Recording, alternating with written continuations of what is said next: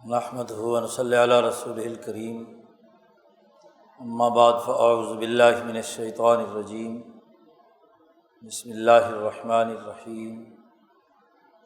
قال اللہ تبارک و تعالی: والذین استجابوا لربہم واقاموا الصلاۃ وامرهم شوری بینہم ومما رزقناہم ینفقون۔ وقال النبی صلی اللہ علیہ وسلم: اذا کان امراؤکم خیارکم واغنیاؤکم سمحاؤکم وامرکم شوری بینکم فظاہر الارض خیر من بطنها واذا کان امراؤکم شرارکم واغنیاؤکم بخلاؤکم وامورکم الی نسائکم فبطن الارض خیر من ظہرها۔ وقال النبی صلی اللہ علیہ وسلم: کانت بنو اسرائیل تسوسهم الانبیاء کلما ہلک نبی خلفہ نبی وانہ لا نبی بعدی سیکون خلفاء فیکثرون۔ وقال النبی صلی اللہ علیہ وسلم: لا تزال طائفة من امتی قائمین علی الحق لا یضرهم من خالفهم۔ صدق اللہ مولانا العظیم وصدق رسولہ النبی الکریم۔ معزز دوستو، دین اسلام کی تعلیمات کا صحیح فہم و شعور حاصل کرنا ایک مسلمان کا بنیادی فریضہ ہے۔ دین اسلام ایک کامل اور مکمل نظام حیات پیش کرتا ہے۔ اس نظام کو سمجھنا، اس کے تمام پہلوؤں کا ادراک رکھنا اور قرار واقعی حیثیت سے اس کے بنیادی افکار، اعمال اور نظام کے بارے میں پوری واقفیت بہم پہنچانا ہر مسلمان کی بنیادی ذمہ داری ہے، مسلمان جماعت کا فریضہ ہے۔ اس لیے کہ مسلمان وہ ہے جس نے اس بات کا اعلان کیا ہے کہ وہ اللہ وحدہ لا شریک پر ایمان رکھتا ہے، اللہ کے علاوہ کوئی اور خدا نہیں۔ اس نے اس بات کا اعلان بھی کیا ہے کہ حضرت محمد مصطفیٰ صلی اللہ علیہ وسلم اللہ کی طرف سے بھیجے ہوئے رسول ہیں۔ اب اللہ اور اس کے رسول کی اطاعت کرنا، ان کی باتوں کو ماننا، یہ اس کلمہ طیبہ پڑھنے والوں پر لازم ہے۔ اور اطاعت بغیر فہم و شعور کے حقیقت میں نہیں ہوتی۔ ایک جاہل کی اطاعت اور ایک عاقل کی اطاعت میں بڑا زمین آسمان کا فرق ہوتا ہے۔ جاہل کی اطاعت یا ایک دیہاتی کی اطاعت وہ ہے جس کا قرآن حکیم نے تذکرہ کرتے ہوئے کہا ہے کہ قالت الاعراب آمنا، انہوں نے کہا تھا ہم ایمان لائے، دیہاتیوں نے، اعراب نے۔ تو اللہ نے کہا یہ مت کہو، ولیکن قولوا اسلمنا، ہم نے ظاہری طور پر بات تسلیم کر لی ہے، بس ابھی ایمان دل و دماغ اور عقل و شعور میں راسخ نہیں ہوا۔ تو ایک ظاہری اطاعت ہے، سپردگی ہے، کسی مالی لالچ کی وجہ سے، کسی دباؤ کی وجہ سے، کسی حکومت کی وجہ سے ظاہری طور پر تسلیم کر لینا کہ اس کے علاوہ اور کوئی چارہ کار نہیں۔ مدینہ پہ جب رسول اللہ صلی اللہ علیہ وسلم کی حکومت قائم ہو گئی، بلکہ گرد و نواح حجاز اور اس کے گرد و نواح پر آپ پورے طور پر گرفت آپ نے حاصل کر لی، حکمران بن گئے، تو اب دیہاتیوں کے لیے اس کے علاوہ اور کوئی راستہ نہیں تھا۔ جو مدینے کے آس پاس بستے تھے کہ وہ آپ صلی اللہ علیہ وسلم پر اسلام لائے، تو ظاہری اطاعت اور چیز ہے، اور عقل و شعور، فہم و بصیرت کی بنیاد پر کسی چیز کا دل و دماغ میں پیوست ہو کر پھر اطاعت کرنا، سمجھ کر اطاعت کرنا، عقل کے ساتھ اطاعت کرنا، یہ اور بات ہے۔ قرآن حکیم کا مطالبہ یہ ہے کہ کم از کم ہر دور کے مسلمانوں میں ایک ایسی باشعور، عقل مند، سمجھدار، فقیہ جماعت ہونی چاہیے کہ جو دین کے مکمل نظام کا اعلیٰ ترین شعور رکھتی ہو۔ ولولا نفر من کل فرقۃ منہم طائفۃ لیتفقہوا فی الدین، تفقہ بالدین والی، دین کی سمجھ رکھنے والی ایک جماعت کا ہونا لازمی اور ضروری ہے، کیونکہ کوئی بھی سوسائٹی ہائر ایجوکیشن حاصل کیے ہوئے لوگوں کی رہنمائی کے بغیر نہیں چل سکتی، اعلیٰ تعلیم نہ ہو، عقل و شعور کے ساتھ اس کا ادراک نہ ہو، سوسائٹی کے امور پر گرفت نہ ہو، اسے حل کرنے کا طریقہ اور سلیقہ اور سمجھ نہ ہو، تو سوسائٹی کیسے ترقی کرے گی؟ اس کے لیے ضروری ہوتی ہے کہ انسانی زندگی کے تمام شعبوں سے متعلق اسے پوری تفقہ اور بصیرت حاصل ہو، شعور حاصل ہو، اور یہ اس وقت تک ممکن نہیں ہوتا جب تک کہ کامل اور مکمل نظام کو نہ سمجھا جائے۔ کسی بھی ملک، قوم، ریاست، اجتماع، افراد کے مجموعے کا جو اجتماعی اسٹرکچر ہے وہ معلوم نہ ہو، اس کے مسائل معلوم نہ ہوں، انہیں حل کرنے کے بنیادی قوانین اور ضابطوں سے آگہی نہ ہو، ان کے لیے بہتر حکومت، بہتر نظام، بہتر سیاست، بہتر معیشت قائم نہ کی جائے، تو قومی اجتماعیت، انسانی معاشرہ ترقی نہیں کر سکتا۔ اسی لیے قدیم زمانے سے، جب سے انسان اس کرۂ ارض پر بس رہا ہے، انسانوں نے اکٹھے رہنا شروع کیا ہے، اور وہ آدم کی اولاد سے شروع ہو گیا تھا، اجتماع رہا ہے، کیونکہ انسان انس سے مشتق ہے، دوسرے انسان کے ساتھ مل کر ایک اجتماعی ماحول بناتا ہے، تو اس اجتماعی ماحول کے لیے بہت سے مختلف اور منتشر افراد، قبیلوں اور اقوام کو ایک لڑی میں پرونے کے لیے ایک حکومت کی ضرورت ہوتی ہے، اتھارٹی کی ضرورت ہوتی ہے، سیاست کی ضرورت ہوتی ہے، اور پھر اس سیاسی نظم و نسق کو چلانے کے لیے ایک قانون کی ضرورت ہوتی ہے، جس سے تمام لوگوں کو آگہی حاصل ہو، اور قانون بنانے کے لیے تمام لوگوں کی مشاورت ضروری ہے، تاکہ ایک ایسا آئین، قانون اور ضابطہ وجود میں آئے جو جمہور انسانوں کا تسلیم کردہ ہو، الا ماشاء اللہ کوئی بیوقوف، کوئی مجنون، کوئی احمق اس سے اختلاف کرے، لیکن عقلاء اس پر متفق ہوں کہ انسانی سوسائٹی کے لیے یہ قانون ہونا چاہیے۔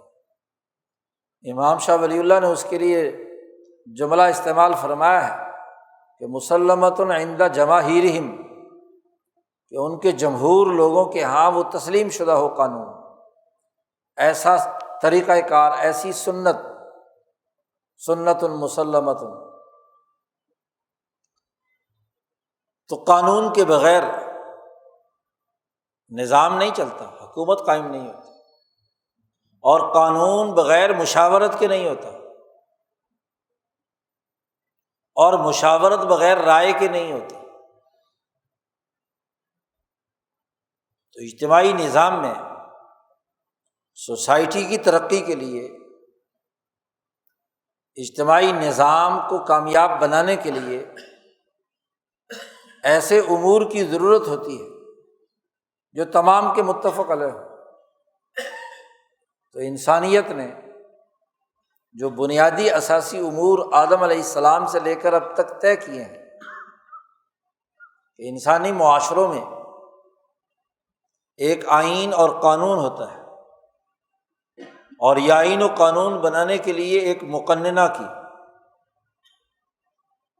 ایک شورا کی، ایک مشاورت کے عمل کی ضرورت ہوتی ہے تاکہ ان کے جمہور متفق ہوں اور تمام لوگوں کے علم میں ہوں۔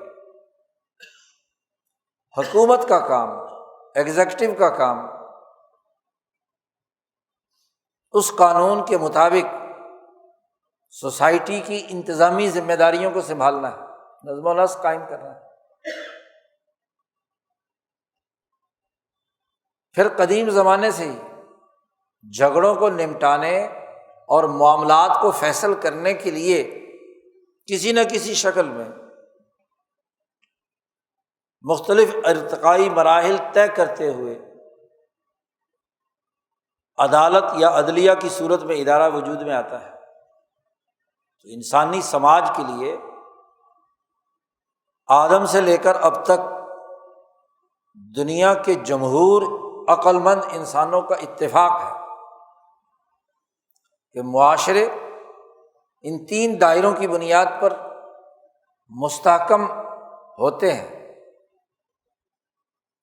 مقننہ ہو، انتظامیہ ہو اور عدلیہ ہو۔ سیاست کا تعلق ان تین اداروں سے جڑا ہوا ہے۔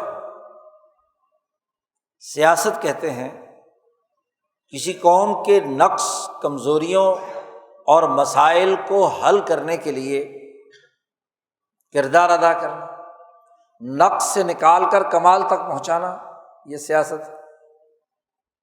پیش آمدہ مسائل کو حل کرنا، یہ مسائل کا حل ان تین اداروں کے بغیر ممکن نہیں ہے۔ قانونی مسائل مقننہ کا کام ہے حل کرنا، انتظامی مسائل انتظامیہ کا کام ہے، جھگڑے نمٹانا اور قانون کی تشریح کرنا اور اس کا اطلاق کرنا عدلیہ کا کام ہے۔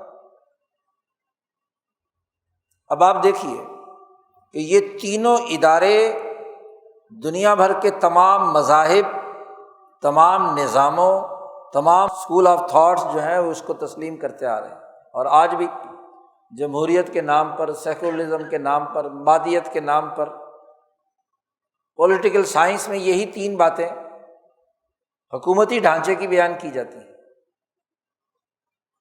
اب سمجھنا کیا ہے ایک مسلمان کو، اور خاص طور پر ملت ابراہیمیہ حنیفیہ کے لوگوں، کہ یہ تینوں ادارے کس اساس پر کام کریں گے، قانون کی بنیاد کیا ہوگی، انتظامی نظم و نسق کے بنیادی اساسی امور کیسے طے ہوں گے، انتظامیہ کیسے کام کرے گی، عدلیہ کیسے کام کرے گی۔ اب آپ دیکھیے کتاب مقدس قرآن حکیم نے اس حوالے سے واضح ہدایت دی ہے۔ پورا قرآن حکیم ان تینوں اداروں کے حوالے سے، یعنی انسانی سماج کی تشکیل کے ان بنیادی دائروں سے متعلق حقائق واضح کرتا ہے۔ اس بات پر تو مکے کے مشرک بھی متفق تھے کہ کائنات پیدا کرنے والی صرف ایک ذات ہے، اللہ۔ قرآن حکیم کہتا ہے کہ جب ان سے سوال کیجیے آپ کہ اس کائنات کو کس نے پیدا کیا، تو فیقولون اللہ، کہیں گے اللہ نے پیدا کیا۔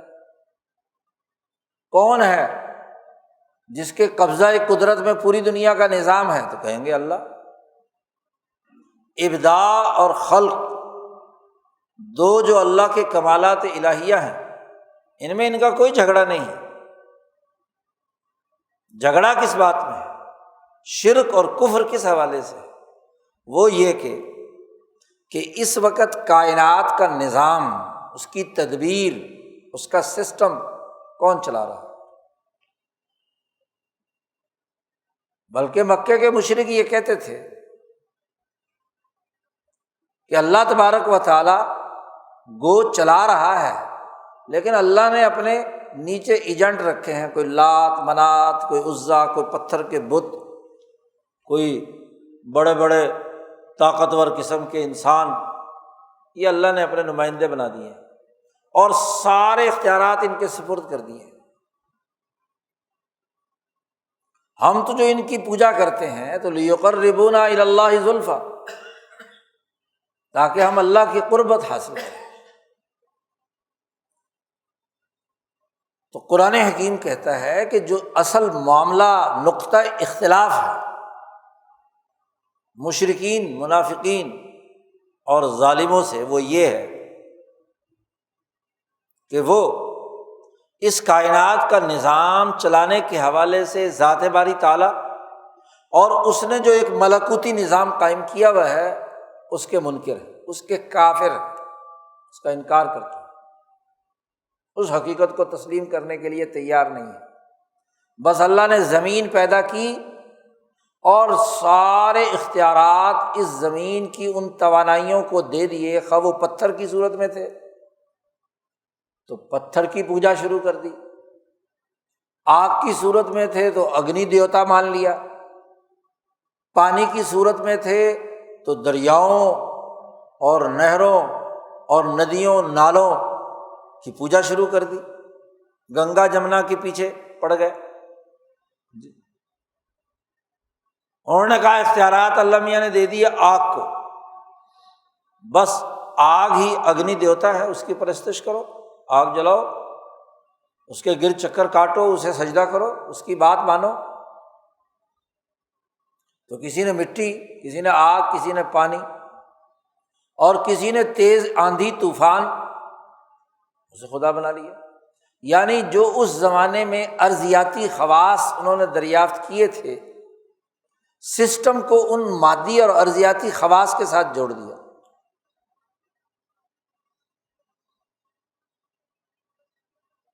اور جو ان میں سے کچھ تھوڑے سے زیادہ عقل مند تھے اور زمین سے اوپر سوچنے کی صلاحیت تھی، انہوں نے سورج، چاند، ستاروں، فلکیات کے ساتھ جوڑ دیا کہ سورج، چاند، ستارے یہ اپنا ایک کردار ادا کرتے ہیں۔ تو یہ تینوں ادارے مقننہ کے، عدلیہ کا اور انتظامیہ کے، تینوں اداروں کو جوڑ دیا ان مادی تجربات، خواہشات، تاثیرات اور اس کے نظام کے ساتھ۔ جس کے پاس مادی طاقت زیادہ ہے اس کو تسلیم کر لو۔ ابو جہل، کیسر و کسریٰ، فرعون و نمرود، شداد و حامان، ان کے پاس طاقت زیادہ ہے، لہذا اس کو خدا مان لو، رب مان لو۔ فرعون کا دعویٰ تھا انا ربکم الاعلیٰ، تو اس کی دعوت قبول کر لو۔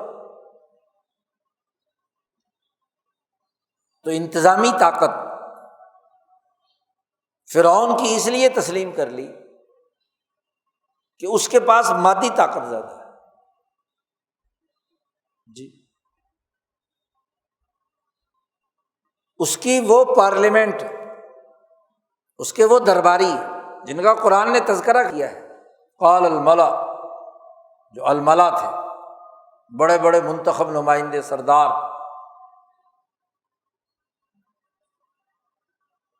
وہ جو قانون بناتے تھے، جس کو بطریقتکم المثلیٰ کے نام سے فرعون نے پکارا ہے کہ تمہارا جو طریقہ حکومت کرنے کا، قانون بنانے کا، روایات کا، طاقت کے بلبوتے پر بنی اسرائیل کو غلام بنانے کا، ملکوں اور قوموں پر قبضہ کرنے کا، یہ موسیٰ علیہ السلام اسے بدلنا چاہتے ہیں۔ یہ صرف اتنی سی بات نہیں ہے کہ یہ رب کی دعوت دے رہے ہیں، دراصل رب کی دعوت کے ضمن میں تمہارے انتظامی اختیارات کو چیلنج کر رہے ہیں، تمہاری قانون سازی کے اختیارات کو چیلنج کر رہے ہیں، تمہارے عدالتی اختیارات کو چیلنج کر رہے ہیں۔ گویا کہ یہ تینوں ادارے اس مادی طاقت سے جوڑ لیے، قانون بھی وہ بنائے گا جو طاقتور ہوگا، من مرضی کا قانون بنائے، انتظامی عہدیدار بھی وہی ہوگا جس کے پاس کیا ہے، مادی قوت، عدالتی افسر بھی وہی لگے گا جس کے پاس طاقت اور قوت ہے مادی وسائل کے اعتبار سے، یا اس کے پیچھے کوئی مادی طاقت سپورٹ کر رہی ہے۔ تو تینوں ادارے جو انسانی اجتماع کی ضرورت کے تھے انہیں جوڑ دیا ان مادی طاقتوں کے ساتھ، وہ ارضیاتی خواص ہوں یا کچھ کے نزدیک یہ تاثیر جو پیدا ہوئی فرعون میں، نمرود میں، قیصر میں، کسریٰ میں، اس لیے کہ وہ جس ستارے کے زیر اثر پیدا ہوا تھا وہ غالب تھا، یہ سورج بنسی تھا یا چندر بنسی تھا یا زہرہ اور مریخ اور مشتری کے زیر اثر تھا، تو ستارے نے اس میں وہ طاقت بھر دی جس سے اس فرعون نے، اس نمرود نے، اس ابو جہل نے ماورائے مادہ طاقت حاصل کر کے لوگوں کو شکست دی۔ جی اس لیے ایسی طاقتوں کے ساتھ انہوں نے ایسی کہانیاں منسوب کی ہیں، جیسے دیوی دیوتاؤں کے بارے میں یہاں پورے ہندوستان میں مختلف قسم کے تصورات، اتنے ہاتھ ہیں، اتنے پاؤں ہیں، اتنے سر ہے ان کا، اتنا دماغ ہے، ایسے ہیں ویسے ہیں۔ تو انہوں نے کہا کہ یہ فلانے ستارے کے زیر اثر ہے، اس کا ذائچہ نکالا اور اس ذائچے کے مطابق انہوں نے کہا کہ یہ اس تاثیر کی وجہ سے اس کے اندر یہ توانائی آئی ہے کہ یہ مثلاً منو قانون سوچتا ہے، تو منو کون ہے؟ جو فلاں سورج کے تحت پیدا ہوا، سورج کے تحت پیدا ہوا، سورج بنسی ہے۔ جی رام چندر جی کے بارے میں یہ تصور ہے، وغیرہ وغیرہ۔ تو مقننہ عدلیہ اور انتظامیہ کو جوڑ دیا مادی یعنی ارضیاتی یا فلکیاتی طاقتوں کے ساتھ، اور کہا کہ چونکہ نظام سورج چلا رہا ہے تو جتنے بھی سورج بنسی تھے انہوں نے سورج کو مان کر، رب مان کر اس کے سامنے سجدہ ریز ہو گئے۔ جتنے فرعون پرست تھے انہوں نے فرعون کو سجدہ اور اس کی تعظیم کرنا شروع کر دی۔ جتنے کسی پتھر یا کسی دریا کی تندی اور طغیانی، کسی ہوا کی تیزی اور اس کا آندھی کے طور پر چیزوں کو اڑا کر ادھر ادھر پھینکنا، وہ جس سے خوفزدہ ہوا اسی کو رب مان لیا۔ اب قرآن نے کیا کہا مسلمان سے؟ یہ سورۃ الشورى کی آیات ہے۔ قرآن نے کہا ایمان لانے والی جماعت وہ ہے کہ والذین استجابوا لربہم،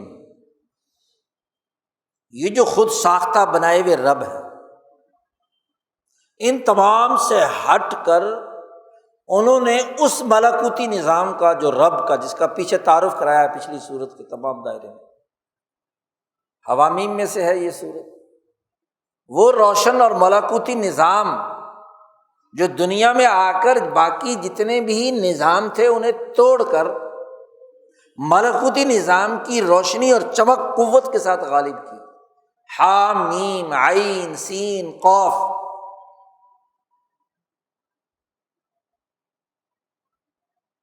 ایک وہ روشن تعلیمات ملکوت سے نازل ہوئی ہے قرآن کی صورت میں، جس نے اس مادی دنیا کے نظام توڑے، فاقن لنظامہم، شاہ صاحب نے حامیم کا ترجمہ کیا ہے کہ یہاں کے نظاموں کو توڑا انہوں نے، اور توڑ کر عین سین قاف، روشن بھی، پوری کائنات میں سرایت بھی، اور پوری طاقت اور قوت سے نافذ العمل بھی۔ تو سورت کا آغاز جس اساس پر کیا، اسی کی بنیاد پر قرآن نے کہا کہ مسلمان وہ ہے کہ جو ان تمام نظاموں سے ہٹ کر استجابوا لربہم، یعنی ملکوتی نظام پر ایمان رکھے، اسے قبول کرنا ہے، رب کو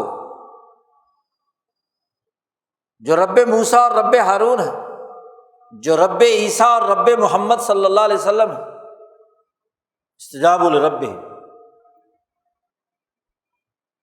اب جب ملکوتی نظام کو مان لیا تو اس کے بعد دو فریضے بیان کیے آگے، اقاموا الصلاۃ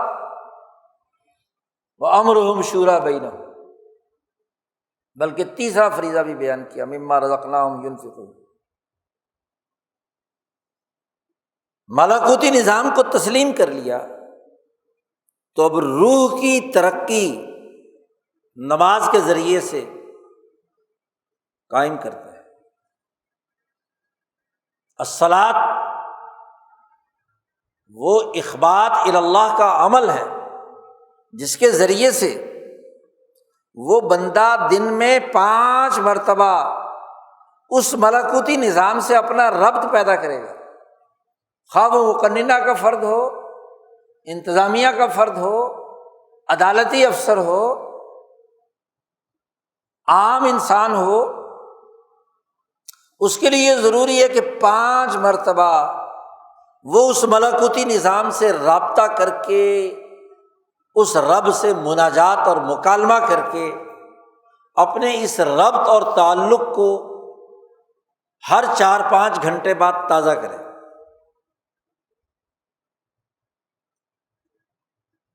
اللہ کی حمد و ثنا بیان کرے، سورۃ فاتحہ پڑھے، اس سے سیدھے راستے کی ہدایت طلب کرے، گمراہوں کے راستے سے بچنے کی دعا کرے۔ پھر جو ملکوت سے جو قرآن نازل ہوا ہے، کوئی نہ کوئی 3 آیات کم از کم اس قرآن کی پڑھے، اس کی تسبیح و تحمید کرے، اس کی بڑائی کا اعلان کرے۔ اور دن میں 5 بار ایک آدمی پاک صاف ہو کر طہارت کے ساتھ اللہ کے سامنے سرب سجود ہوتا ہے، تو ملکوتی نظام تو اس کے اندر راسخ ہونا چاہیے۔ باقی کے اوقات میں اگر وہ قانون بنائے، نظم و نسق قائم کرے، کوئی فیصلہ کرے، تو ملکوتی نظام کے حقائق کو سامنے رکھے، شرک اور کفر سے بچے گا، مادی تقاضوں کے مطابق جو ادارے بنائے جاتے ہیں ان سے اعراض کرے گا، روگردانی کرے گا۔ اور سب سے اہم بات جو اس ملکوتی نظام نے طے کی ہے تمہارے لیے، وہ یہ کہ امرہم شوری بینہم، تمہارا پورا کا پورا نظام حکومت وہ مشاورت کی بنیاد پر قائم ہونا چاہیے۔ سیاست کی اساس مشاورت ہوگی، اور سیاست کے حکومت کے بنیادی ادارے 3 ہیں، قانون سازی بھی مشاورت کی اساس پر، انتظامی نظم و نسق بھی اس مشورے کی اساس پر جو قانون بن چکا،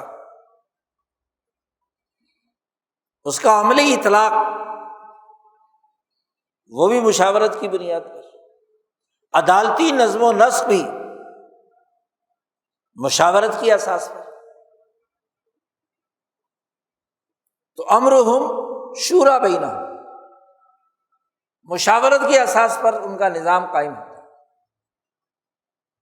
آپ دیکھیے مشاورت اس کی حقیقت کتاب مقدس قرآن حکیم نے دوسری جگہ پر بھی بیان کرتے ہوئے کہا ہے کہ رسول اللہ صلی اللہ علیہ وسلم کو حکم دیا، شاورہم فی الامر، آپ ان سے حکومت کے نظم و نسق اور امور میں مشورہ کیجیے۔ ایک وہ جو آئین کی صورت میں ملائے اعلیٰ نے نازل کر دیا قرآن، احکامات قرآنیہ منصوصہ جنہیں کہا جاتا ہے، وہ تو آئین ہے، اسے تو آپ نہیں بدل سکتے۔ ان کا عملی اطلاق کیسے ہونا ہے، اس کے پروسیجر کیا ہوں گے، اس کا طریقہ کار کیا ہوگا، اس میں تو مشاورت کی ضرورت ہے۔ مثلاً اللہ نے ایک آئین اور ضابطہ بیان کر دیا کہ اقیموا الصلاۃ، نماز قائم کرو۔ اب اس کی عملی شکل کیسے ہوگی؟ عملی شکل کے لیے ایک جماعت ایک جگہ پر موجود ہے تو عملی شکل کے لیے تو ان کی مشاورت ہوگی۔ مثلاً نماز کا ایک وقت ہے، زوال سے لے کر علی اختلاف القولین، 2 مثل یا 1 مثل تک ایک وقت۔ تو اب جماعت سے نماز پڑھنی ہے تو اس جماعت جس محلے میں نماز پڑھنی ہے ان لوگوں کے مشاورت سے ٹائم طے ہوگا نا، تو عمل میں لانے کے لیے کیا ہے، مشاورت ہوگی۔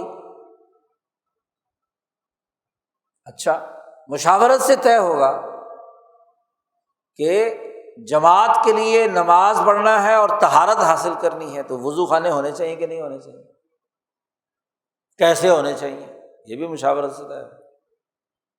کپڑوں کی پاکی، مسجد کا بنانا، اذان کا ہونا، اقامت کا ہونا، وغیرہ وغیرہ وغیرہ، یہ بائی لاز ہے، یہ تو حالات کے مطابق۔ اور اگر کہیں کسی جماعت کے پاس پانی نہیں ہے تو تیمم کا معاملہ ہے، وقت لمبا ہے، ایک جگہ پانی نہیں ہے، ہو سکتا ہے کچھ فاصلے پر جا کر، تو جماعت مشورہ کرے گی نا۔ تو عملی اطلاق بغیر مشورے کے نہیں ہوتا، امرہم شورا بینہم۔ وَمِمَّا رَزَقْنَاهُمْ يُنْفِقُونَ، اور جو ہم نے انہیں رزق دیا ہے اسے اللہ کے راستے میں خرچ کرتے ہیں۔ تو ملکوتی نظام سے وابستگی کے نتیجے میں نماز مشاورت پر مبنی عملی نظام اور انفاق مال کی اساس پر معاشی نظام وجود میں آنا چاہیے۔ اب آپ دیکھیے، یہی تینوں ادارے جب ملکوتی نظام یا اس کی آئین، قانون اور ضابطے کے مطابق کام نہیں کرتے تو مقننہ استجاب لربہم کا کام نہیں کرتے، وہ ملکوتی نظام سے نہیں جڑتی، وہاں مشاورت کا عمل نہیں ہوتا، وہاں انسانوں کے لیے درست کام کرنے کا عمل نہیں ہوتا۔ اور اس حقیقت کی وضاحت نبی اکرم صلی اللہ علیہ وسلم نے اپنی اس حدیث میں کر دی کہ اذا کان امراؤکم خیارکم، جب تمہارے حکمران بہتر لوگ ہوں، اچھے اور عمدہ لوگ، انسانیت کی بھلائی اور خیر کا نظریہ رکھتے ہوں، عمل درآمد کرنے والے ہوں، امراء قانون سازی والے امراء ہوں یا انتظامی امراء ہوں یا عدالتی امراء ہوں، اگر تمہارے امراء نظم و نسق چلانے والے خیارکم، اور خیارکم کی تعریف قرآن نے دوسری جگہ پر کر دی، لا خیر فی کثیر من نجواہم الا من امر بصدقۃ او معروف او اصلاح بین الناس۔ خیر کسے کہتے ہیں؟ 3 دائروں میں، جو مظلوم انسانوں اور کمزوروں کے لیے خرچ کرنے کا حکم دے، اچھی اور خیر خواہی کی باتیں اور نیکی کی باتوں کا حکم دے، اور لوگوں کے درمیان صلح صفائی اور آپس میں ایک دوسرے کے حقوق ادا کرنے کے لیے کام کرے، تو یہ پارلیمنٹ، یہ جماعت، یہ مشاورت خیر والی ہے۔ اب خیارکم اور قرآن حکیم کی اس آیت کو جس میں خیر کو 3 دائروں میں بند کر دیا، تو خیار وہ ہوگا کہ جو یہ 3 کام کرے گا، جو 3 کام نہیں کرے گا وہ شرار ہوگا۔ روایت کے اگلے حصے میں بیان کیا کہ اذا کان امراؤکم شرارکم، ایک شرار شر پسند، ایک خیار جو خیر اور اچھائی اور بھلائی کے کام کرنے والا ہے۔ تو فرق کیا ہے؟ شرار وہ ہے جو اپنا قانون، انتظام، عدل کا دائرہ، ادارے ان 3 کاموں کے علاوہ کرتا ہے۔ جو خیر کے 3 کام قرآن نے بیان کیے، اور وہ شرار ہوتے بھی تب ہے جب وہ صرف مادی نقطۂ نظر سے چیزوں کو دیکھتا ہے۔ پارلیمنٹ میں بیٹھے ہوئے لوگ اگر صرف مادی وسائل اور طاقت پر ان کی نظر ہو، لوٹ کھسوٹ، اسی کو سب کچھ سامنے رکھے، تو شرار ہے۔ اور اگر وہ اصلاح بین الناس، معروفات اور انسانیت پر مال خرچ کرنے کی مشاورت کرتے ہیں ملکوتی نظام کے دائرے سے، تو ملکوتی پارلیمنٹ اور ارضیاتی اور فلکیاتی خواص پر مبنی پارلیمنٹ، ان دونوں کے درمیان فرق ہو۔ ایک شرار ہے اور ایک خیار ہے۔ وجہ یہ ہے کہ جو صرف مادی خواص کی بنیاد پر مقننہ انتظامیہ اور عدلیہ وجود میں آئی ہے وہ ناقص اور ادھوری ہے، شر ہے۔ اور جو اس مادی دنیا کے تمام وسائل کو ملکوتی احکامات کے مطابق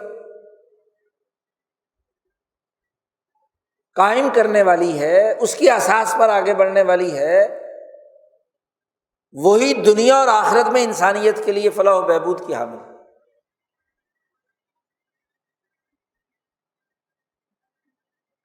اب وہ پارلیمنٹ، وہ عدلیہ، وہ انتظامیہ جو صرف مادی نقطۂ نظر سے کام کر رہے ہیں۔ اچھا، امراء کا تذکرہ کیا، کسی سوسائٹی میں وسائل رکھنے والے لوگ، نبی اکرم صلی اللہ علیہ وسلم نے فرمایا کہ جب تمہارے اغنیاء مالدار لوگ، اغنیاؤکم سمحاؤکم، تمہارے مالدار لوگ سماحت کا خلق ان کے اندر موجود ہے، اور سماحت کے ذیل میں 8-10 بنیادی اخلاق امام شاہ ولی اللہ دہلوی نے بیان فرمائے: سخاوت، عفت، عصمت، حریت۔ اور حریت کی تشریح کی ہے کہ قلب مال کی محبت سے آزاد ہو۔ بخیل کون ہوتا ہے؟ جس کا دل مال کی محبت سے جڑا ہوا ہے، تو گویا کہ مال کا غلام ہوا نا، بخیل کہتے ہی اس کو ہے۔ اور سمیح اور سخی ہوتا ہی وہ ہے جو مال کو ہاتھ کی میل قرار دے کر ضرورت کے موقع پہ خود یا انسانیت کے لیے استعمال میں لاتا ہے، وہ سمیح النفس۔ تمہارے مالدار وہ سمیح النفس ہوں، یعنی امراؤکم خیارکم، یعنی عادل ہوں، اور وہ اغنیاؤکم سمحاؤکم، اس میں سماحت کا وصف ہو۔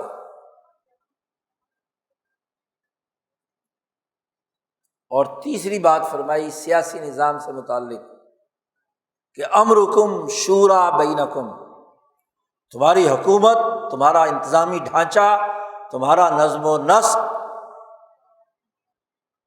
وہ مشاورت سے سر انجام پائے۔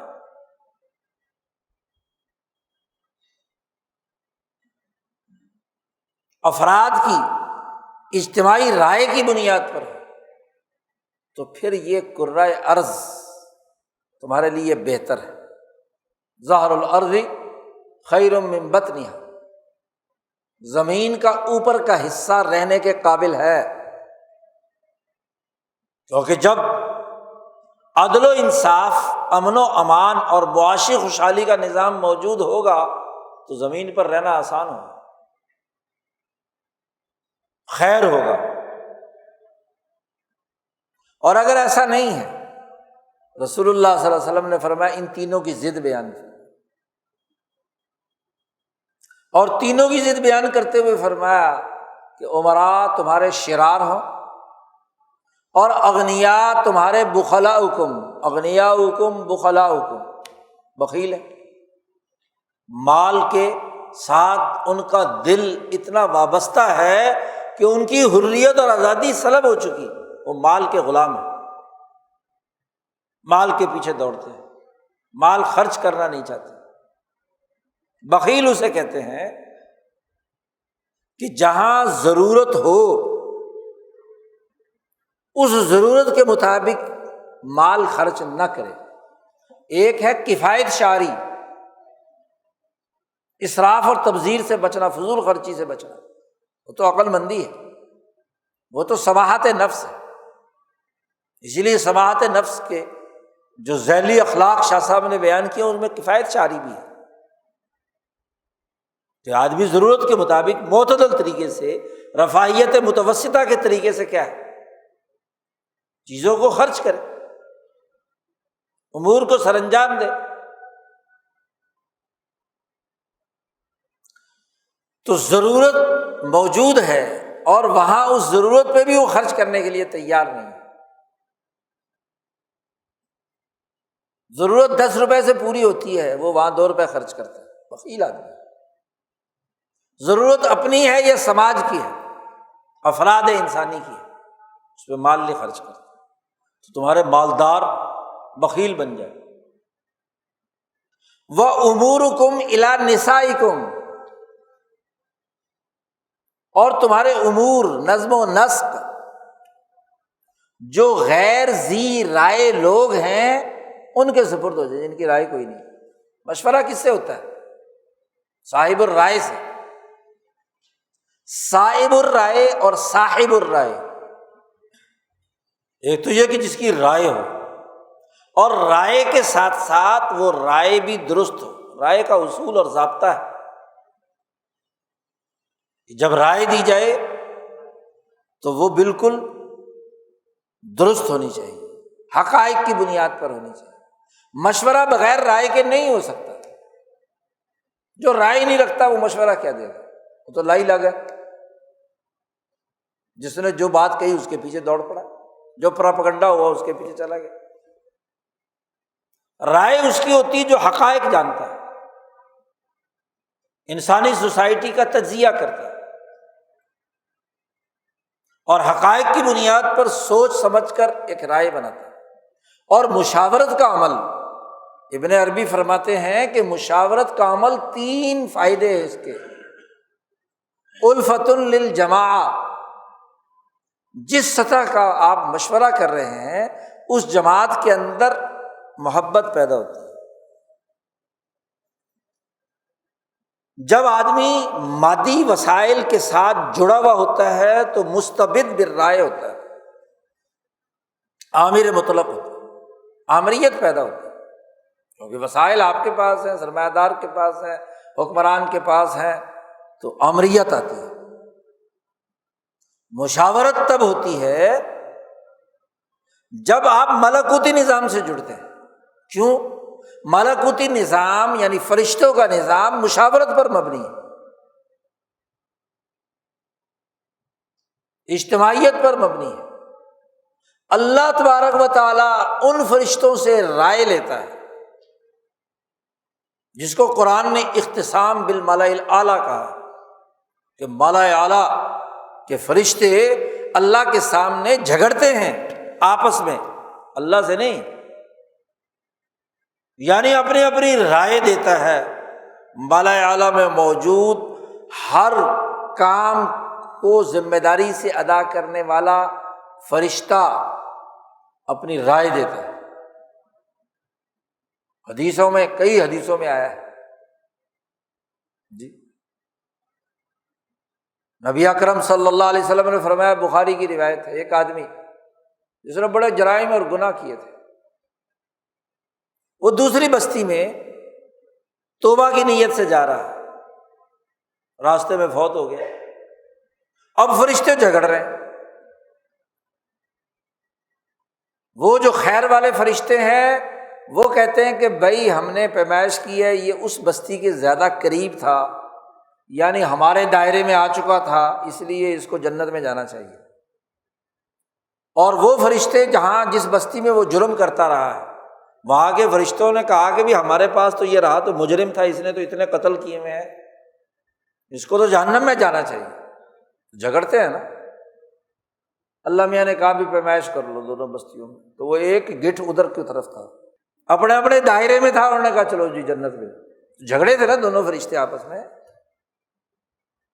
رائے دی تھی نا، ایک نے رائے دی ہے کہ جی ہمارا بندہ ہے ہم اسے لے جائیں گے جہنم میں، دوسرے نے کہا کہ ہمارا بندہ ہم لے جائیں گے جنت میں۔ تو جنتی اور جہنمی فرشتے لڑ رہے ہیں، اختصام ہے نا، یہی تو اختصام۔ کفارات والی حدیث مشہور ہے، اختصام بالملأ الاعلیٰ۔ تو ہر فرشتہ اپنی رائے دے رہا ہے، اور پھر جب ان کی رائے سامنے آتی ہے اور ان تمام آراء کو سامنے رکھ کر جب اللہ حکم دے دیتے ہیں، قضا جاری ہو جاتی ہے، تو سب مانتے ہیں جی۔ تو مشاورت یعنی جب رولنگ آ جاتی ہے تو پارلیمنٹ کے تمام لوگوں کو ماننا ہوگا، مختلف رائے دینے والے کی۔ تو یہ ملکوتی نظام ہے نا، مشاورت سے چل رہا ہے۔ تو دنیا میں جو ملکوتی نظام سے وابستہ ایمان والی جماعت ہے، اس کا نظام بھی مشاورت پہ ہوگا، شورا سے ہوگا، امرہم شورا بینہم۔ تو یہ ملکوتی نظام ہے۔ اور اس کے مقابلے میں جو مادی وسائل یا ستاروں کی توانائی کی اساس پر کردار ادا کرنے والے ہوں گے، وہ کسی مشورے کے پابند تھوڑے ہی ہوں گے۔ اب آپ بتاؤ کہ سورج اور چاند کا مقابلہ ہو، یا زہرہ مریخ اور مشتری اور سورج کا مقابلہ ہو، تو علم نجوم کی اساس پر سورج غالب ہے۔ اسی لیے سورج نکلتا ہے تو سارے ستارے، چاند، سب کی روشنی ختم، غالب آ جاتا ہے۔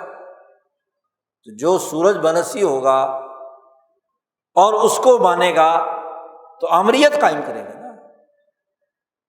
کرۂ ارض میں جس کے پاس مادی طاقت زیادہ ہوگی تو وہ آمریت قائم کرے۔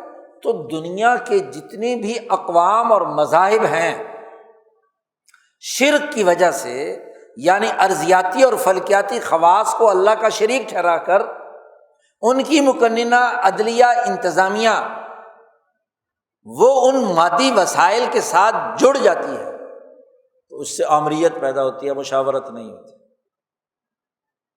ان میں انفاق مال نہیں ہوتا، کیونکہ یہی مال جو ہے وہ تو ان کی طاقت ہے،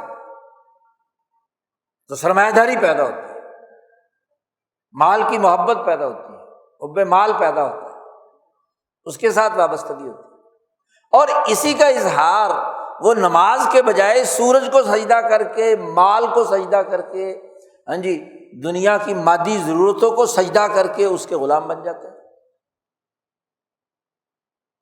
وہ اللہ کی عبادت نہیں کرتے، وہ پتھروں کی عبادت کرتے ہیں، وہ سونا چاندی کی عبادت کرتے ہیں، وہ سرمایہ اور دولت کی عبادت کرتے ہیں، اس کے غلام بن جاتے ہیں۔ تو آپ دیکھیے بنیادی فرق کہ مسلمان جماعت کا نظام مقننہ انتظامیہ عدلیہ وہ اس اساس پر ہونا چاہیے، باہمی مشاورت سے، آزادانہ مشاورت سے۔ اس نے اس آئین خداوندی کی جو تشریح عملی طور پر کرنی ہے، اس کی قانون سازی کرنی ہے، اس کے عملی اطلاقات کرنے ہیں، وہ مشورے سے ہوں گے اور حقیقی مشورے سے۔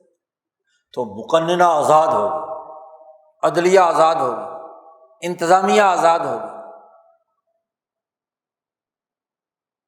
اور مشاورت کے نتیجے میں پہلا فائدہ تو ابن عربی نے بیان کیا کہ جماعت میں الفت پیدا ہوتی ہے، تمام کی ضروریات پوری ہوں گی، پوری سوسائٹی کی ضروریات پوری ہوں گی اس مشاورت کے نتیجے میں۔ دوسری بات فرمائی مسبار للعقول، عقلوں کو گہرائی میں جا کر سوچنے کے مواقع ملتے ہیں، کیونکہ جب مختلف لوگ ایک کام کے کرنے کے حوالے سے اپنی اوپینین دیتے ہیں، نقطہ نظر سامنے رکھتے ہیں، ان کا جب تجزیہ کیا جاتا ہے، تو آپ جب کسی مجلس مشاورت میں بیٹھے ہوئے ہیں تو آپ کا دماغ گہرائی میں جا کر معاملے کی حقائق تک رسائی حاصل کرتا ہے۔ ایک آپ نے صرف سوچا تھا یا آپ کے پاس جو دستیاب حقائق تھے اس کی بنیاد پر آپ نے رائے قائم کی تھی، اور آپ نے باقی لوگوں کی آراء کے آنے کی وجہ سے اس کام کے بہت سارے پہلو سامنے آئے، تو عقل کو مسبار کہتے ہیں، وہ آلہ جس سے گہرائی میں جا کر کسی چیز کو سمجھا جائے، تعمق پیدا ہو، گہرائی میں آدمی چلا جائے، گہرائی سے جا کر پانی نکال کر لانا، اسی طریقے سے کیا ہے شکار کرنا، مچھلی پکڑنا وغیرہ وغیرہ مختلف لوگوں کے لیے۔ تو یہ ایک ایسا آلہ ہے، شورا ایک ایسا آلہ ہے جو عقلوں کو گہرائی اور عمق دیتا ہے۔ عقلیں سیکل ہوتی ہیں، معاملات کو گہرائی میں سوچنے کا موقع ملتا ہے۔ مشورہ نہ ہو اور کھلی حالت کے اندر مشورہ اور رائے نہ ہو تو عقلیں بند ہو جاتی ہیں، بانجھ ہو جاتی ہیں، سوچنا بند ہو جاتا ہے۔ آپ آمریت مسلط کر دیں کسی بھی مشاورت مجلس مشاورت پر تو کچھ دنوں کے بعد ساری بھیڑ بکریاں ہوں گی، کسی کی کوئی رائے نہیں ہوگی، کوئی آزادانہ سوچے گا نہیں، تو عقلیں مفلوج ہو جائیں گی، اور پھر وہ ایک ایسے کانہم خشب مسندہ، پارلیمنٹ میں بیٹھی ہوئی ایسی خشک لکڑیاں ہوں گی کہ ان لکڑیوں کو جدھر کہو ادھر کا ووٹ دے دیں گے، وہ کٹ پتلیاں، کیونکہ عقل نہیں ہے۔ مشورے سے تو عقل پیدا ہوتی ہے، اور جب مشورہ ہے ہی نہیں، صرف ڈکٹیشن کے مطابق پارٹی سربراہ 18ویں ترمیم کے بعد آپ کے سربراہوں کو اختیارات دے دیے کہ پارٹی کے جتنے بھی ممبر ہیں وہ یہ رائے دیں گے، بس اس کے علاوہ رائے دی تو پارٹی کی رکنیت ہی ختم، تو عقلیں تو مفلوج کر دی، کہاں سے عقل آئے گی؟ بڑی بنیادی سی بات ہے۔ مشاورت آزادی، یعنی آزادی سے عقلیں سوچیں، معاملے کی گہرائی تک پہنچیں اور پھر اس پر عمل درآمد کی قانون سازی کریں، مسبار للعقول۔ اور تیسری بات ابن عربی فرماتے ہیں کہ یہ ہے کہ مشاورت سبب الی الصواب، یہ ذریعہ بنتا ہے صحیح اور درست فیصلہ کرنے تک، سبب بنتا ہے کہ آدمی صحیح فیصلہ کرتا ہے۔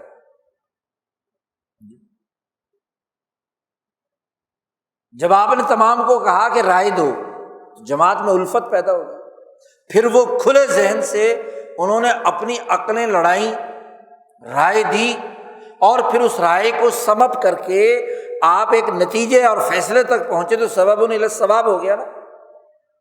تین باتیں مشاورت سے پیدا ہوتی، اس کو کہتے ہیں مشاورت۔ یہ ہے امرہم شورا بینہم، تو ان کا نظام حکومت ان کی مشاورت سے ہوگا۔ اور پھر شاہ ولی اللہ صاحب رحمۃ اللہ علیہ نے اس تینوں اداروں کے لیے، مشاورت کے اس عمل کے لیے بڑی بنیادی لازمی بات بیان فرمائی انہی احادیث اور آیات کی روشنی میں کہ اجتماع عقلاء القوم و مبرزیہم، کہ قوم کے عقل مند اور ان کے منتخب نمائندوں کا اجتماع، سیاسی نظم و نسق چلائے، قانون سازی کرے۔ دو شرطیں، ایک تو وہ افراد قوم میں سے ہوں، اس قوم میں سے ہوں جس قوم پر وہ حکومت کر رہے ہیں، اغیار میں سے نہ ہوں، اسی قوم میں اس قوم کے لیے کردار ادا کرنے والے ہوں، قوم کے لیے مخلص ہوں جی۔ اور اگر وہ اغیار کے ہوں، جیسے 200 سال تم پر حکمرانی کی انگریز سامراج نے، غیر تھے نا، تمہارے ساتھ تو کوئی تعلق نہیں ہوگا، تم تو غلام تھے۔ اب وہ 200 سال ایسٹ انڈیا کمپنی اور برٹش پارلیمنٹ آپ کے فیصلے کرتی رہی، برٹش کابینہ فیصلے کرتی رہی، غلامی کا عمل ہے نا۔ اور پھر ساتھ ہی کہا قوم میں سے ہوں، ایک تو یہ ضروری ہے، اور دوسرا قوم میں سے بھی عقل مند ہو، بے وقوف نہ ہو۔ تو عقل کا پتہ کیسے چلے گا کہ نیچے سے اوپر تک انہوں نے انسانیت کی، اس قوم کی فلاح و بہبود کے لیے کوئی کردار ادا کیا ہے، عقل استعمال کی ہے کبھی؟ یا بجائے عقل کے وہ اغیار کی کٹھ پتلی بن کر کردار ادا کرتے رہے؟ اور پھر اجتماع کہا ہے کہ وہ اجتماع ہو قوم کے عقل مندوں کا، اور وہ عقل مند بھی مبرزیہم، منتخب ہونے چاہیے اس قوم کے، غیر منتخب نہیں، اوپر سے مسلط کیے ہوئے نہیں، کیونکہ نظام انتخاب ہی نوآبادیاتی دور کا ہو، سرمایہ دارانہ جبر کا ہو، جاگیردار کا ہو، مذہبی پاپائیت کا ہو، تو منتخب نمائندہ کیسے؟ نوآبادیاتی دور کی پارلیمنٹ ایک تو مالاکوتی نظام سے جڑی ہوئی نہیں ہے، اس مادی نظام سے جڑی ہوئی ہے،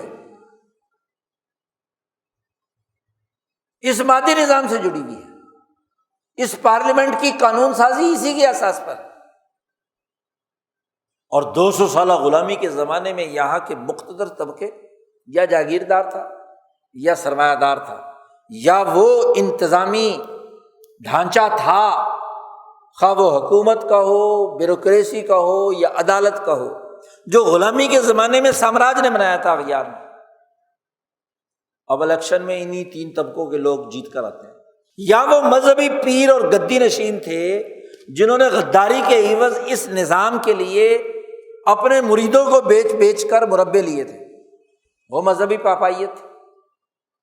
تو پارلیمنٹ میں منتخب ہونے کے لیے کیا شرط ہے؟ یا جاگیردار کا پتر ہو، یا کسی سرمایہ دار کا، یا کسی پیر صاحب کا، ایسا پیر جس کا غداری کے عوض جس نے اپنی طاقت، سیاسی طاقت مذہب کے بلبوتے پر پیدا کی جی۔ اب اگر ایسی طاقت پیدا کی ہے تو اس کے نتیجے میں جو پارلیمنٹ بنے گی، کیا وہ آزاد ہوگی؟ تو غلام ہوگی۔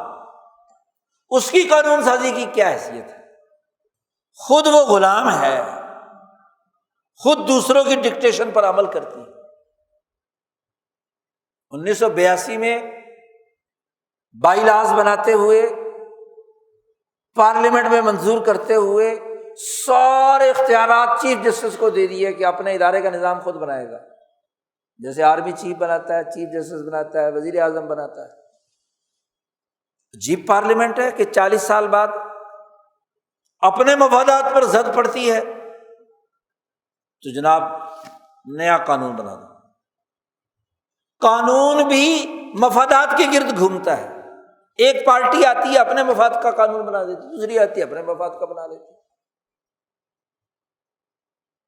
تو اب اندازہ لگائیے کہ یہ پارلیمنٹ آزاد ہے، یہ عدلیہ آزاد ہے، یہ انتظامیہ آزاد ہے؟ نہیں۔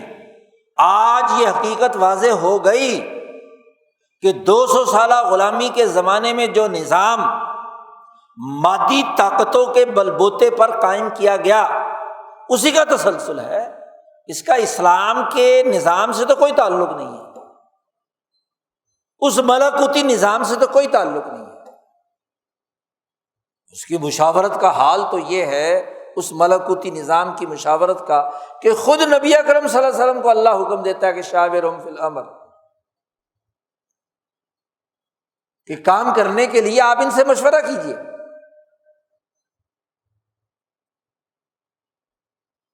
خلفاء نے اس پر عمل کیا، خود جماعت نے مشورہ کیا، نماز با جماعت کے لیے مشورہ کیا، نماز جمعے کے لیے مشورہ کیا، اذان کے لیے مشورہ کیا، غزوہ احد کے موقع پر مشورہ کیا، غزوہ بدر کے موقع پر مشورہ کیا۔ کتنے مواقع ہیں خود حضور صلی اللہ علیہ وسلم کی زندگی میں۔ حضور کے وصال کے بعد حکومت بنانے کے لیے ثقیفہ بنی ساعدہ میں مشورہ ہوا، مرتدین کے خلاف اقدامات کرنے کے لیے ابو بکر صدیق نے مشورہ کیا، عمر فاروق کی مشاورت، عثمان غنی، علی المرتضیٰ کی مشاورت، نظام تو اس مشاورت سے تھا۔ تو مسلمان جماعت ملکوتی نظام کے تحت اپنے ادارے تشکیل دیتی ہے مشاورت کی اساس پر، آزاد آراء کی بنیاد پر، اور مشاورت تبھی ہوگی کہ جب صاحب الرائے اور صاحب الرائے افراد نپی تلی حقائق پر مبنی رائے دیں، اور اس رائے کے اساس پر قانون کی اساس پر انتظامی ڈھانچہ، اس قانون اور انتظامی ڈھانچے کے پورے عمل کی نگرانی، اس کی تشریح، اس کے بارے میں ججمنٹ جاری کرنا وہ عدلیہ کو۔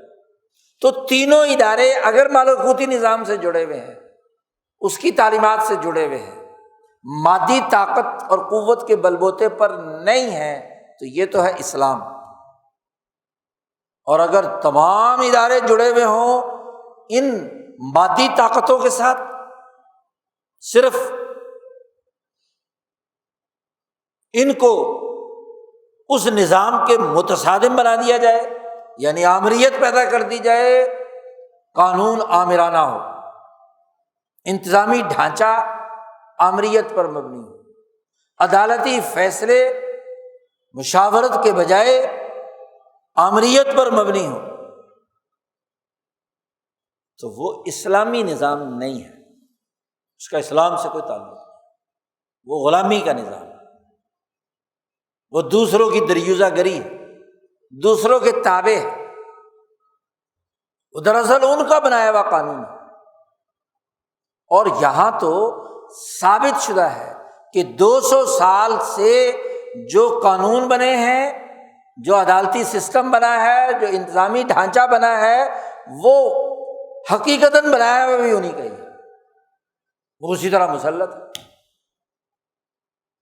تو ایک مسلمان جب اسلام کے نقطۂ نظر سے چیزوں کو سوچتا ہے اور غور و فکر کرتا ہے، تو اسے ان بنیادی امور کو سمجھنا ہے۔ اسی کو سمجھانے کے لیے نبی اکرم صلی اللہ علیہ وسلم نے یہ باتیں ارشاد فرمائی کہ 3 باتیں جب کسی سوسائٹی میں پیدا ہو جائیں، امراؤکم شرارکم، تمہارے شر پسند لوگ تمہارے حکمران بن جائیں، تمہارے ریاستی وسائل پر قابض مالدار بخلاؤکم، اغنیاؤکم بخلاؤکم، اور تمہارے تمام امور وہ سب کے سب ایسے لوگوں کے سپرد ہو جائیں، یا ایسی عورتوں کے سپرد ہو جائیں جن کی کوئی رائے نہیں، کوئی رائے نہیں ہے، جن کی رائے نہیں ہے، معاملات ان کے سپرد ہو جائیں، تو وہ کیا ہوں گے؟ بغیر رائے کے ان سے کیا مشاورت ہوگی؟ عورتیں حکمران بن جائیں، انہی کے فیصلے ہونے لگ جائیں۔ جی بھائی، بڑی بنیادی سی بات ہے، سوسائٹی کے تمام پہلوؤں کا عقلی بنیادوں پر مطالعہ کرنا اور اس کا احاطہ بھی کرنا، اس کے بغیر رائے نہیں ہوتی ہے۔ جی وہ مرد یا عورت جو سوسائٹی کے کسی ایک پہلو کو سامنے رکھ کر رائے دیتا ہے، وہ ناقص ادھوری ہے، ناقص العقل والدین ہے، عقل نہیں ہے، دین نہیں ہے، اس کی اساس کم ہے۔ کیوں؟ ایک ہوتا ہے چیزوں کو مائکرو لیول پر دیکھنا، اور ایک چیزوں کو دیکھنا ہوتا ہے میکرو لیول پر دیکھنا۔ رائے تب ہوتی ہے جب میکرو لیول پر آپ چیزوں کو دیکھتے ہیں۔ یہ جو چھوٹی چھوٹی جزوی چیزیں ہیں، جب اس میں دماغ الجھ جاتا ہے، اور عورتوں کی اکثریت کا معاملہ ایسا ہی ہے، وہ رنگوں، پھولوں اور پتہ نہیں کیا ہے، نازک چیزوں کے اندر ان کا دماغ الجھا ہوا ہوتا ہے، اس سے اوپر اٹھتا ہی نہیں۔ تو اس کی رائے تو ٹھیک ہے کہ جی روٹی کیسی ہونی چاہیے، سالن کیسا ہونا چاہیے، گھر کا نظام کیسا ہونا چاہیے، کپڑے کس کلر کے میچنگ ہونے چاہیے، چوڑیاں کیسی ہونی چاہیے، وغیرہ وغیرہ وغیرہ، یا کسی دفتر کے اندر جو ذیلی اور ضمنی امور ہیں وہ کیسے ہونے چاہیے، تو باریکیاں ان کے ذہن میں ہوتی ہیں۔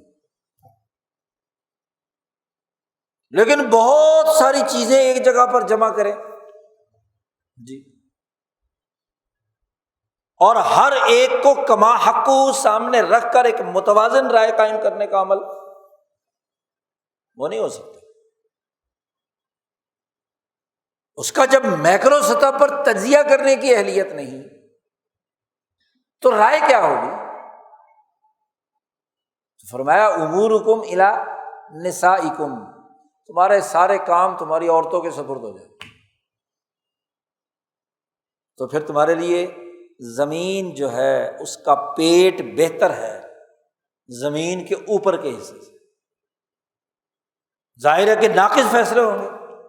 اچھا، الی نسائکم جو لفظ جملہ استعمال فرمایا ہے، عورتوں کے دماغ والے لوگ، مرد بھی ہو اور ہو عورت، یعنی ہو مرد اور وہ بھی میکرو لیول پر چیزوں کو نہیں دیکھ رہا، اب نارمل ہے، چاہے مرد ظاہری شکل و صورت میں، اور چونکہ شاہ صاحب فرماتے ہیں کہ جیسے جیسے زمانہ گزر رہا ہے، شر پھیل رہا ہے، تو اب نارمل بندے پیدا ہوں گے،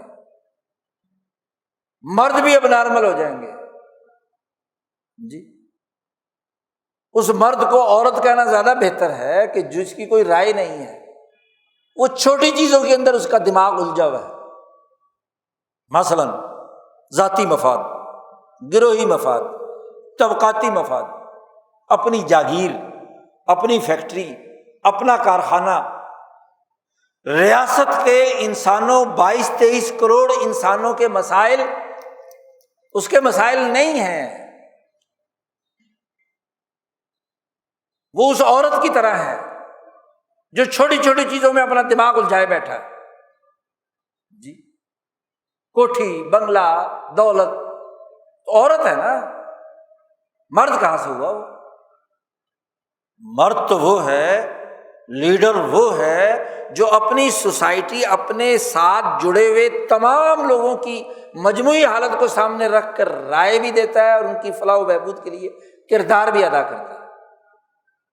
انبیاء علیہ السلام انسان کامل، اونچے درجے کے انسان،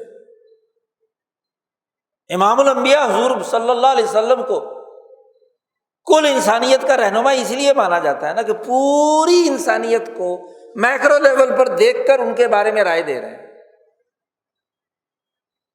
نبی اکرم صلی اللہ علیہ وسلم نے فرمایا ہر نبی کو اللہ تبارک و تعالیٰ نے ایک خاص دعا ودیت کی تھی کہ تم مانگو گے تو میں ضرور قبول کروں گا، تو باقی انبیاء نے اپنی اپنی دعائیں مانگ لی، ظاہر ہے کہ اپنی قوم کے لیے۔ موسیٰ علیہ السلام پوری قوم بنی اسرائیل کی طرف مبعوث ہوئے تھے تو انہوں نے اپنی اس قوم کے لیے مانگ لی۔ عیسیٰ علیہ السلام جس قوم کی طرف مبعوث ہوئے تھے تو انہوں نے اپنے ماتحت تمام لوگوں کی دعا مانگ لی۔ رسول اللہ صلی اللہ علیہ وسلم نے فرمایا اللہ نے مجھے بھی ایک دعا عنایت کی ہے اور میں نے وہ دعا ابھی تک نہیں مانگی،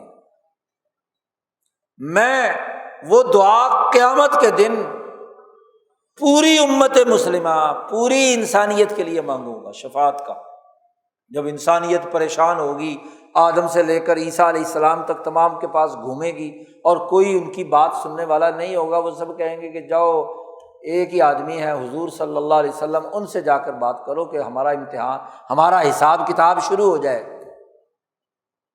تو اس وقت رسول اللہ صلی اللہ علیہ وسلم فرماتے ہیں کہ میں نے وہ جو چھپا کے رکھی ہوئی دعا ہے نا، وہ میں نے اس وقت کے لیے رکھ لی، اللہ میاں سے کہا کہ میں اس وقت مانگوں گا۔ اب کتنا بڑا کنبہ ہے رسول اللہ صلی اللہ علیہ وسلم کا، پوری انسانیت ہے، کیونکہ کل یا ایھا الناس انی رسول اللہ الیکم، اے لوگوں میں تم تمام کی طرف رسول بنا کر بھیجا گیا۔ تو پوری انسانیت، کوئی لیڈر ایک قوم کا ہوتا ہے، کوئی ایک علاقے کا ہوتا ہے، کوئی لیڈر پوری انسانیت کا ہوتا ہے۔ تو اسی لیے تو انسان کامل، مرد کامل، رجل کامل وہ محمد مصطفیٰ صلی اللہ علیہ وسلم ہے۔ تو مرد تو وہ ہوتا ہے کہ جو اپنے ساتھ جڑے ہوئے تمام انسانوں کی فلاح و بہبود کو سوچتا ہے۔ صحیح منتخب نمائندہ تو وہ ہے کہ جن کا وہ منتخب نمائندہ ہے ان 5 لاکھ 10 لاکھ ووٹرز کے اور ان کے مسائل کے حل کرنے کے لیے میکرو لیول پر سوچے، صرف اپنی برادری، اپنا خاندان، اپنی پارٹی کہنے کو تو کہہ دیتے ہیں کہ جی میں اب تمام کا نمائندہ ہوں، دوسری پارٹیوں کا بھی، لیکن کام کس کا کرتے ہیں؟ صرف اپنی پارٹی کا، اپنے گروپ کا، اپنی برادری کا، اپنے خاندان کا۔ تو یہی تو ہے امورکم الی نسائکم۔ تو پھر کیا ہوگا؟ قرۂ ارض مصیبت بن جائے گی، حکمران شریر ہوں، معاملات مشاورت کے بجائے بکھرے ہوئے ہوں، گروہی مفادات کے ہوں، لوگ پیسے خرچ کرنے کے بجائے مالدار کہتے ہیں جی بڑے مر گئے، جی ہمارا پرافٹ کم ہو گیا 5%، 10%، بات لوگوں کو روٹی نصیب نہیں اور وہ اپنے پرافٹ کی کمی کا رونا روتے ہیں، اور پرافٹ پورا کرنے کے لیے مہنگائی در مہنگائی کرتے ہیں۔ تو پھر کیا ہوگا؟ زمین تنگ ہوگی، انسانیت کے لیے رہنا مشکل ہو جائے، دو بھر ہو جائے۔ اس لیے اس مسلمان جماعت کی ذمہ داری ہے جو اسلام کا دعویٰ کرتی ہے، کلمہ پڑھتی ہے، کہ اس کے امراء خیار ہوں، اس کے مالدار لوگ جو ہیں سمحا ہوں، اور اس کا نظام حکومت، عدلیہ، مقننہ انتظامیہ مشاورت کی بنیاد پر، آزادانہ رائے کی بنیاد پر، تو تب تو مسئلہ حل ہو سکتا ہے۔ اب اگر ہمیں یہ بیانیہ ہی معلوم نہیں اور ہم نے اسی ظلم کے مادی سرمایہ دارانہ نظام کی ایجنٹی کرنی ہے، اسی کے لیے کردار ادا کرنا ہے، انہی ایم این اے، ایم پی ایز، انہی حکمرانوں اور انہی انتظامی افسروں کے آگے پیچھے بھاگنا ہے، تو کیسا اسلام اور کیسا ایمان؟ یہاں تو اسلمنا بھی نہیں ہے، چہ جائے کہ آمنا ہو۔ ایمان تو کسی نظریے پر ہوتا ہے، تو نظریہ اور بیانیہ ہی اپنا نہیں، وہ بھی غلامی کا ہے، وہ بھی ادھر سے ڈالا گیا ہے، وہ بھی مفاد پرستی کا ہے، وہ بھی گروہیت کا ہے۔ اس کا مطلب یہ ہے، یہ حدیث یہ جرأت اور ہمت پیدا کرتی ہے کہ تمہارے لیے زمین تنگ ہو رہی ہے۔ اچھا جی، اب لوگ اس کی تشریح کیا کہتے ہیں؟ مر جانا چاہیے، زمین کے نیچے چلا جانا چاہیے۔ اس حدیث میں کہا ہے کہ اگر ایسا ہو جائے تو پھر بطن الارض خیر۔ کیا خیال ہے؟ جو یہ حدیث سنانے والے ہیں کبھی اپنی قبر خود کھودی ہے؟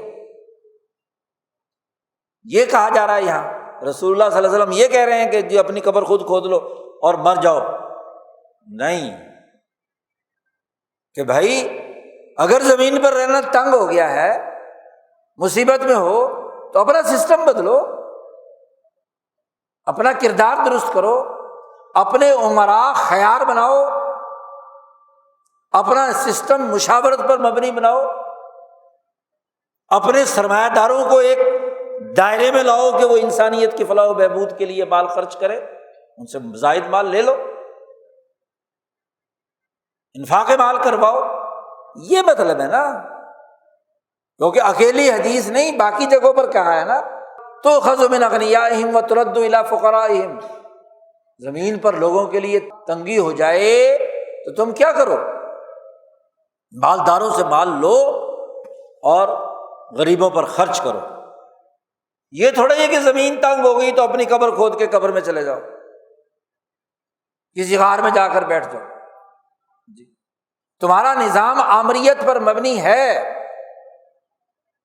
ابو جہل دار الندوہ کا اکیلا فیصلہ کرتا ہے،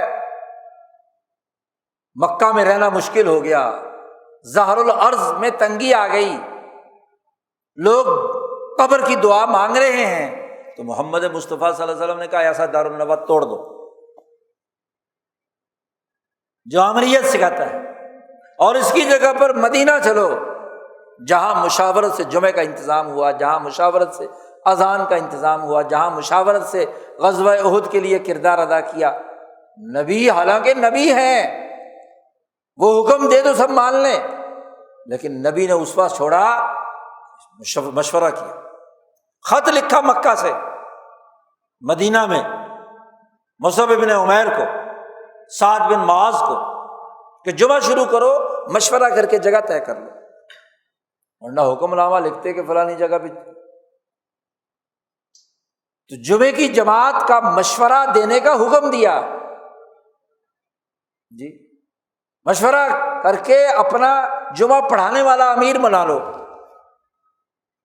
یہ مطلب ہے اس حدیث کا، یہ تھوڑا یہ مطلب ہے کہ قبر کھود لو اپنی، کیونکہ معاملات جو ہے وہ تو امرکم شورا بینکم کی بنیاد پر بنانے ہیں۔